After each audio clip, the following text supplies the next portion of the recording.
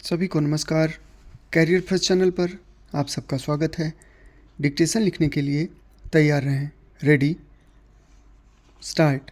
अध्यक्ष जी, किसी भी देश की विदेश नीति अपने में कोई स्वतंत्र नीति नहीं होती है, वरन वह किसी देश की आंतरिक नीति को स्पष्ट करती है।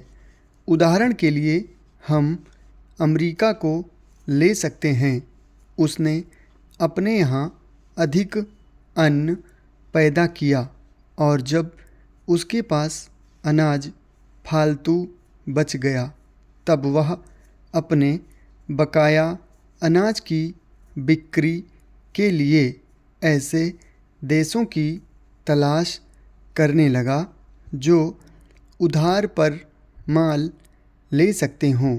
किंतु हमारी आंतरिक नीति ने यह तय किया कि खर्चीले ढंग से सरकार चलाएंगे और स्वदेशी मुद्रा की कोई राशि हमारे पास नहीं बचेगी। हमने कर भी लगा दिए और मुद्रा प्रसार भी कर दिया। कुछ संकट पड़ने के बाद इस बात की आवश्यकता को नहीं समझा कि उस पैसे का कहीं अन्यत्र उपयोग कर सकें। श्रीमान, मुझे माननीय प्रधानमंत्री जी के इस कथन पर दुख होता है कि दुनिया के अमीर और गरीब देशों का अंतर लगातार बढ़ता जा रहा है। मैं उनसे यह पूछना चाहती हूँ कि भारत की विदेश नीति ने उस अंतर को घटाने की क्या कोशिश की है? क्या भारत सरकार ने कभी दुनिया की पंचायत में यह कहने की हिम्मत की है कि बालिग मताधिकार के आधार पर यूएनओ का चुनाव होकर एक संसद बनाई जाए?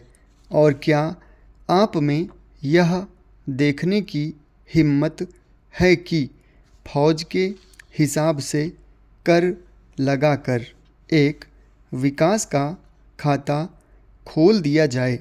जो देश विकसित हैं उनके मज़दूरों का 1 घंटा हमारे देश के मज़दूरों के 100 घंटों के बराबर माना जाता है, क्योंकि उनके पास साधन हैं।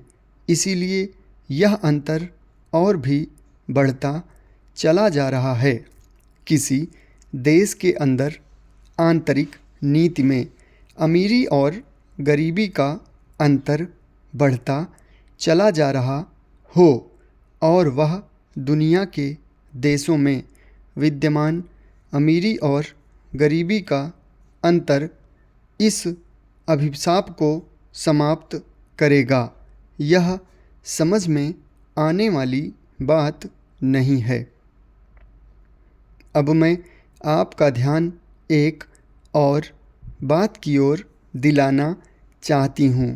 पूर्वी जर्मनी को मान्यता देते हमें परेशानी होती है, इसलिए कि शायद पश्चिमी जर्मनी को बुरा लगे, लेकिन पश्चिमी जर्मनी ने तो अपनी रक्षा का भार दूसरों पर छोड़ दिया है।